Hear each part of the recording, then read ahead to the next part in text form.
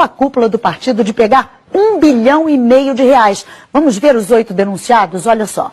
O ex-presidente Lula aparece na denúncia como chefe e grande idealizador do esquema. E em seguida, a ex-presidente Dilma Rousseff vem como a grande negociadora na compra de apoio junto com os ex-ministros Antônio Palocci, Guido Mantega, Edinho Silva e Paulo Bernardo. A senadora Gleisi Hoffmann, atual presidente do partido, e o ex-tesoureiro João Vacari Neto completam a cúpula petista de denunciados. Rodrigo Janot mostra como os acusados montaram uma rede de arrecadação de propina no governo, principalmente via Petrobras.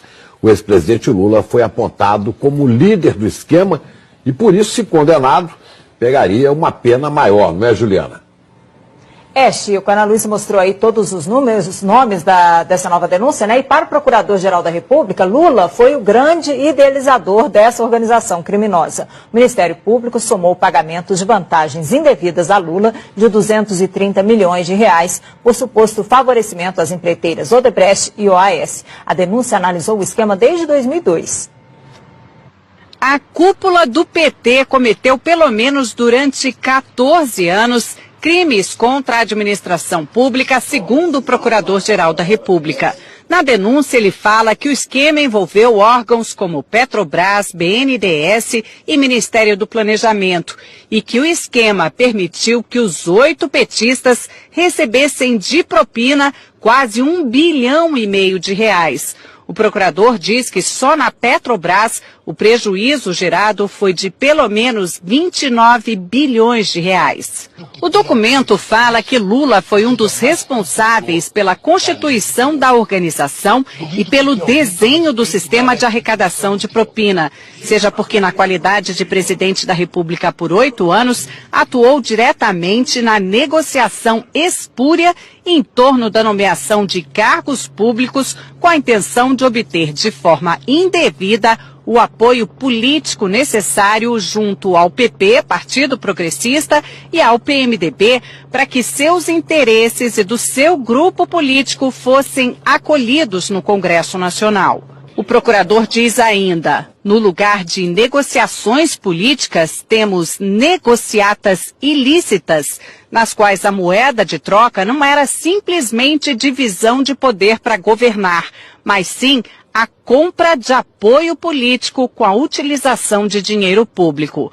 Rodrigo Janot define o ex-presidente Lula desse jeito, o grande idealizador da organização criminosa. E detalha os papéis de cada um dos denunciados. Relata que Lula, Dilma e o ex-ministro Antônio Palocci negociaram com o PMDB da Câmara apoio em troca de cargos públicos relevantes que poderiam ser instrumentalizados, como de fato foram, para a arrecadação de propina. Diz que o ex-tesoureiro João Vacari era o responsável pela cobrança de propina no varejo junto às diversas empresas que se relacionavam com o governo federal durante os governos Lula e Dilma. E que os ex-ministros Antônio Palocci e Guido Mantega eram os interlocutores diretos de Lula e Dilma nas negociações que envolviam a cobrança de propina em valores mais relevantes.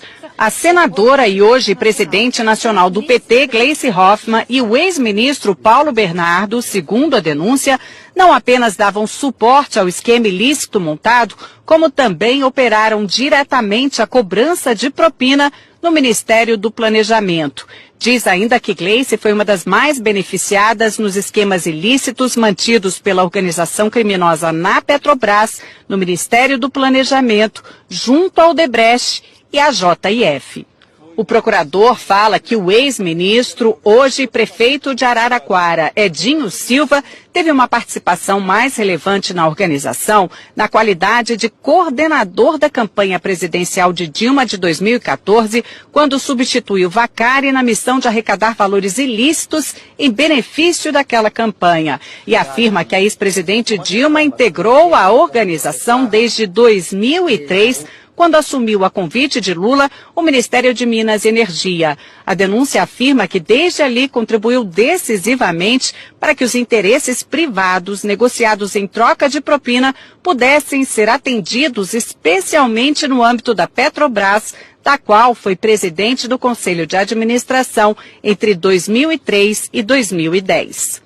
Outro trecho do documento diz que chama atenção a quantidade de contas correntes de propina mantidas pelos petistas junto a grupos empresariais dominantes no cenário econômico brasileiro.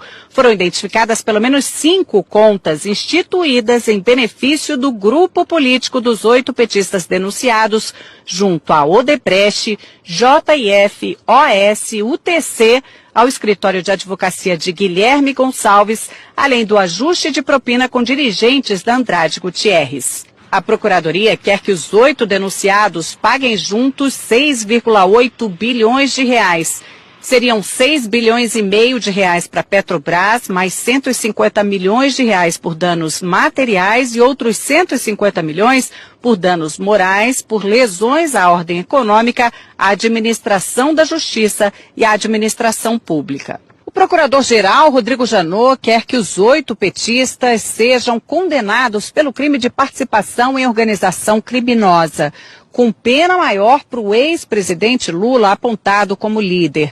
Apesar de nem todos terem foro privilegiado, como Gleice Hoffmann é senadora, essa denúncia foi feita aqui no Supremo. Agora, cabe ao ministro Luiz Edson Fachin, relator da Lava Jato, notificar os denunciados para que eles apresentem a defesa, para então levar o caso até a segunda turma aqui do tribunal, que vai decidir se eles viram ou não réus. Dos 8 denunciados, só os ex-ministros Edinho Silva e Guido Mantega ainda não são réus na Lava Jato.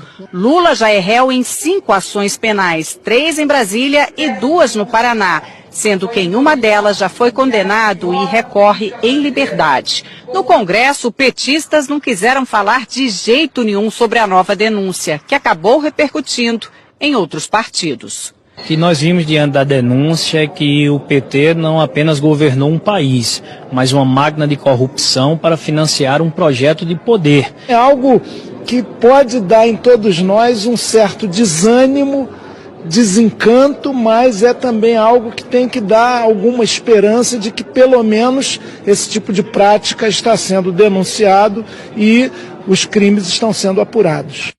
A assessoria de Dilma Rousseff diz que não foram apresentadas provas ou indícios de materialidade de crime e que a denúncia não tem fundamento e que caberá ao Supremo garantir direito de defesa e rejeitar a denúncia. O ex-presidente Lula disse que não conhece o teor da denúncia, que esse é mais um exemplo de mau uso das leis para persegui-lo, que não praticou qualquer crime, muito menos participou de uma organização criminosa. Afirmou que a denúncia é uma ação política.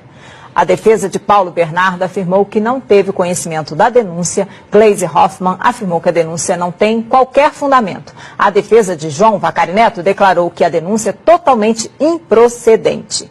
A defesa de Guido Mantega afirmou que é no mínimo contraditório que a Procuradoria-Geral da República resolva oferecer denúncia, usando como prova basicamente a palavra de delatores, num dia em que o Brasil se depara com a disposição de delatores à dissimulação. Edinho Silva afirmou que sempre agiu de forma ética e legal. A defesa de Antônio Palocci não quis se manifestar. Ana, Chico. Obrigada, Juliana.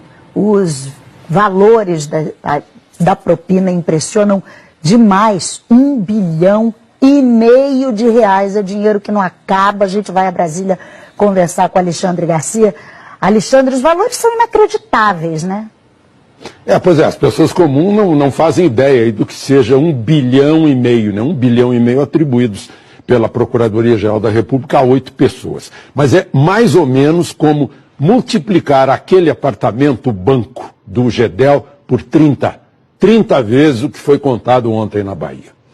E Janot, que confessou ter agido por medo e não por coragem, né, ao reagir às novas revelações envolvendo o procurador Marcelo Miller e a JBS, e que parecia atingido por uma flechada de Joesley, mostrou que ainda tem flechas e alvejou ontem, como a gente viu aí, uma parte do esquema petista, né, desde ex-presidente da República até a presidente do partido.